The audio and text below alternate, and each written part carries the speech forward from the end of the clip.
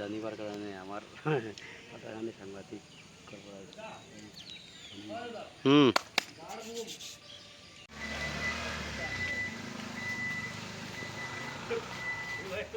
খুব খারাপ। এই যে এইখানে ট্রাকটা যে লটকিছে কোন সময়টা নিয়ে কেউ উপরে পড়ে, ওই তো অটোটাও আটকিছে তার উপরে পড়তে পারে ট্রাকটা।